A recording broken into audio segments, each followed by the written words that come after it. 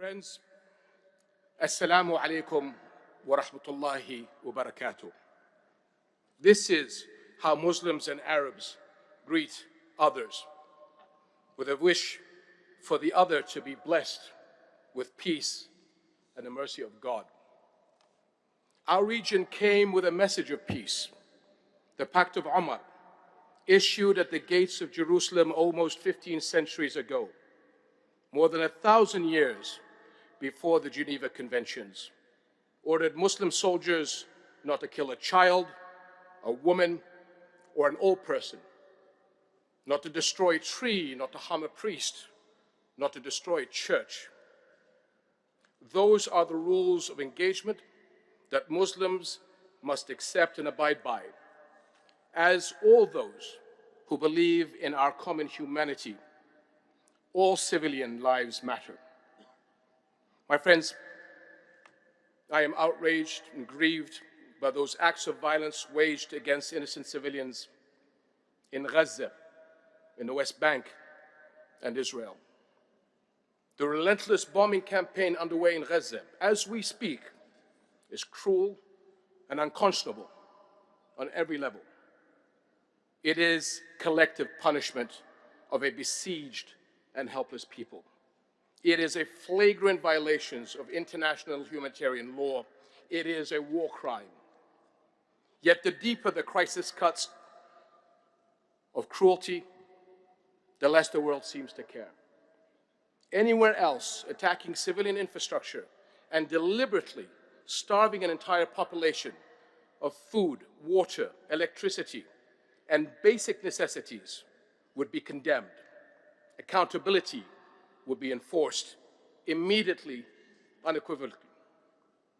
And it has been done before, recently, in another conflict, but not in Gaza. It's been 2 weeks since Israel put in place the complete siege of the Gaza Strip, and still, for the most part, global silence. Yet the message the Arab world is hearing is loud and clear. Palestinians' lives matter less than Israeli ones. Our lives matter less than other lives. The application of international law is optional, and human rights have boundaries. They stop at borders, they stop at races, and they stop at religions. That is a very, very dangerous message, as the consequences of continued international apathy and inaction will be catastrophic on us all. My friends, we cannot let raw emotions dictate the moment. Our priorities today are clear and urgent. First, an immediate end to the war in Gaza, the protection of civilians, and the adoption of a unified position that indiscriminately condemns the targeting of all civilians in line with our shared values and international law, which loses all value if it is implemented selectively.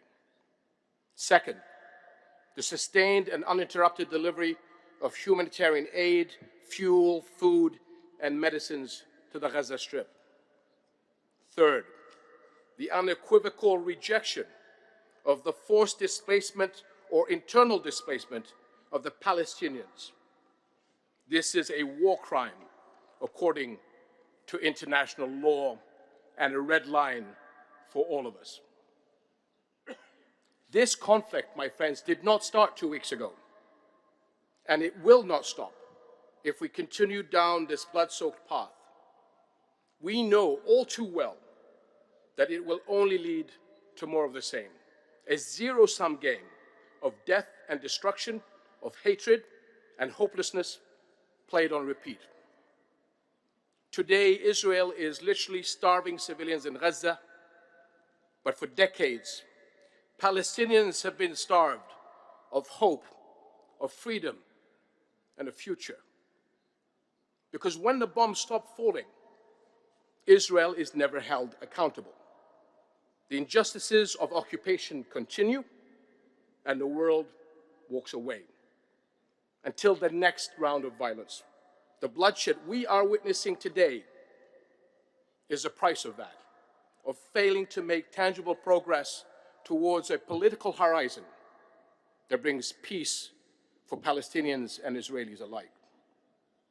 Israeli leadership must realize that there is no military solution to its security concerns, that it cannot continue to sideline the 5 million Palestinians living under its occupation, denied of their legitimate rights, and the Palestinian lives are no less valuable than Israeli lives.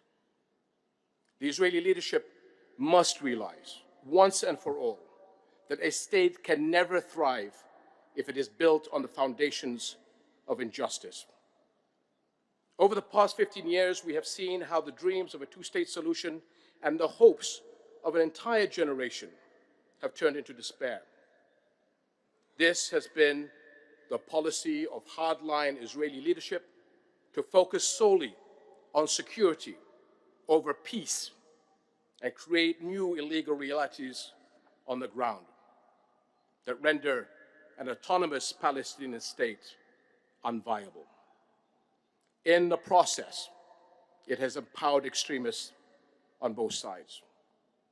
But we must not, we cannot write off this conflict as too far gone for the sake of both the Palestinians and the Israelis. Our collective unified message to the Israeli people should be: we want a future of peace and security for you and for the Palestinians, where your children and Palestinian children should no longer live in fear.